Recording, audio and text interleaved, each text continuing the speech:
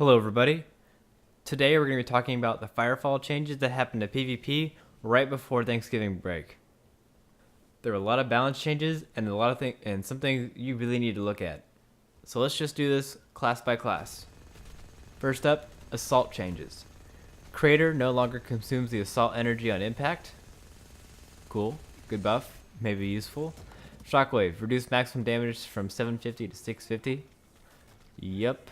Get rid of that burst damage because literally Shockwave and the assault auto attack could one-shot some classes. Bombs away, reduce damage per bomb from 65 to 55. Bombs away, reduce the bomb's explosion radius from 2.5 to 1.5.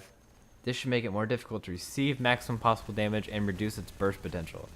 Good. We're just trying to get rid of assault's burst capabilities because honestly it is the most overpowered class in the game so far. Rocket jump. Potentially fixed an issue with rocket jumps, sending you down randomly. Burn jets. Burn jets reduce CPU cost of equipping this module. Ooh, so I might be able to look at that because I kind of maxed out. Up next, biotech.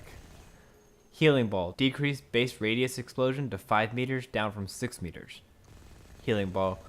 Reduce base healing from 500 to 400, and self-healing reduced by half. Ooh, dang.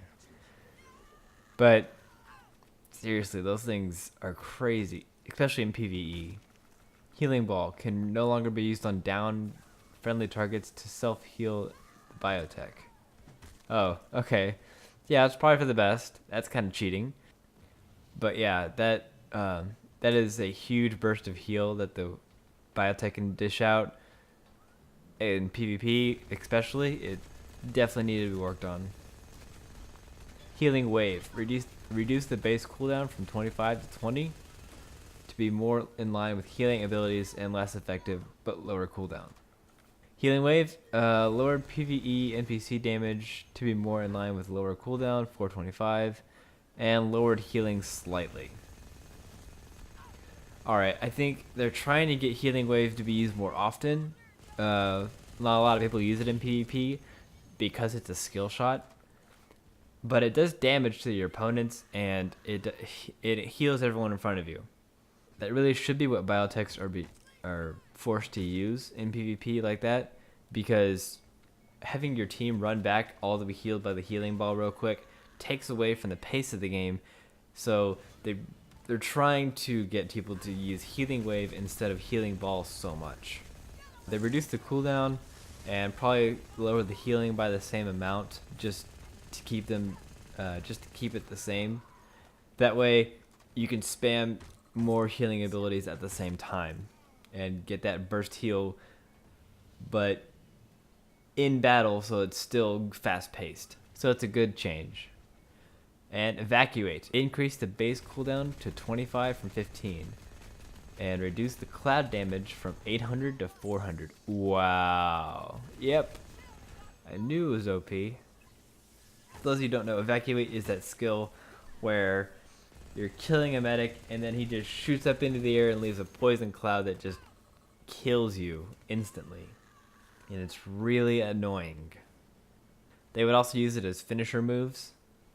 They could just walk to your dead body and use evacuate to get out of there quickly while finishing you off at the same time.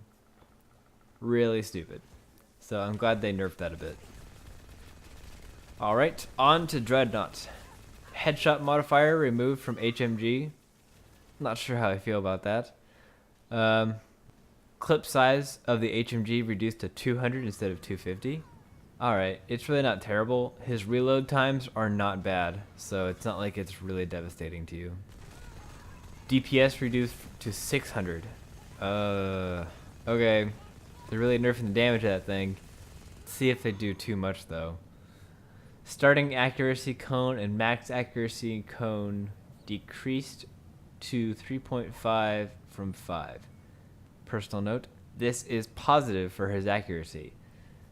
We have a smaller cone of fire coming from that HMG, so you're going to hit your targets a lot more often, even though they're further away. So, okay, now we have our reasoning. Now we have our neutral ground. They increased his accuracy a lot. So this is gonna be good, especially so you don't have to just like completely stick to your target 100%. Also, damage degradation at long ranges reduced. So your bullets will still do a decent amount of damage if you're firing from far away.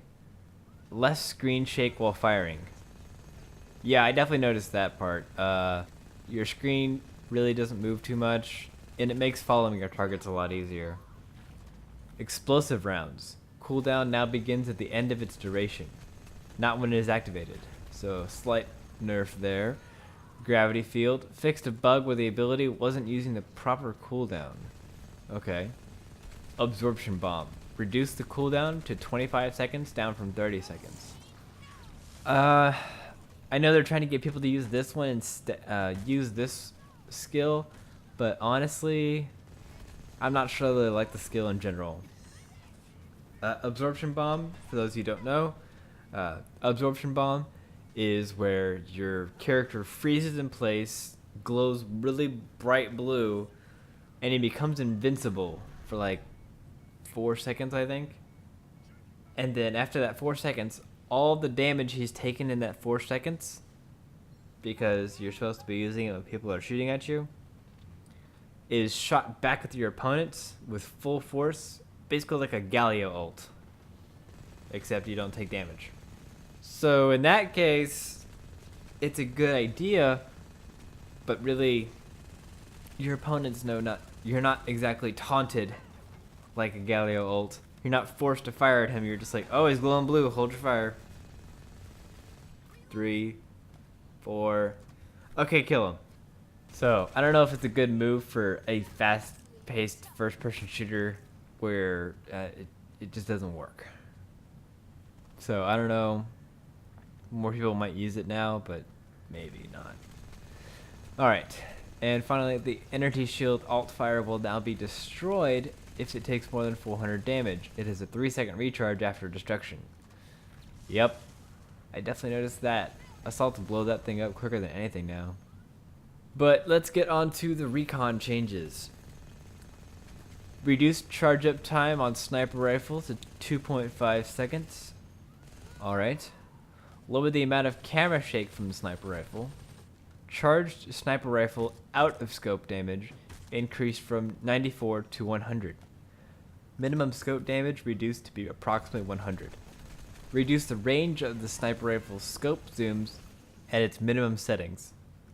Mid and max zooms should be relatively similar to their previous settings though. Alright, what does this all mean? They're trying to make recon less of a spam class. Good. It's not what the recon's supposed to be.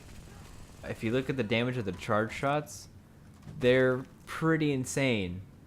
Like, headshots are about 800 to 1200 damage, depending on how you're built. And now that the charge time has been reduced on the sniper rifle, there's more reason for you to wait and get that extra, like 700 damage for your one shot.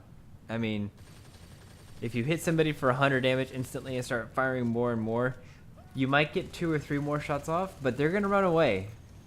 And that's only 300, 350 damage.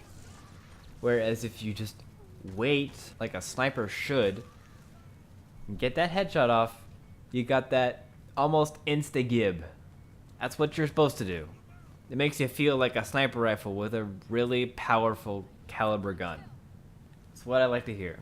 Alright, satchel charge reduced tier 1 from 500 base damage to 425, and then reduced tier 2 from 500 to 425. Alright, I guess that was probably needed. Satchel charge is a ton of damage in a small AoE. But, oh well, I liked it. But if they're gonna fix the sniper rifle, I guess the fact that you can use your main weapon now really helps. Sin Scrambler. Increased duration from 6 to 8 seconds. Now, I don't remember, but I think Sin Scrambler is the one where you make an opponent, make him look like an enemy figure to your opposing team. Oh well, couldn't find it. Alright. And last but not least, engineer changes. Tesla rifle range increased to 25 meters from 20. Tesla rifle maximum damage per round reduced to 30 down from 35. Charge time reduced to 1 second, down from 2 seconds. Charge up decay speed significantly reduced.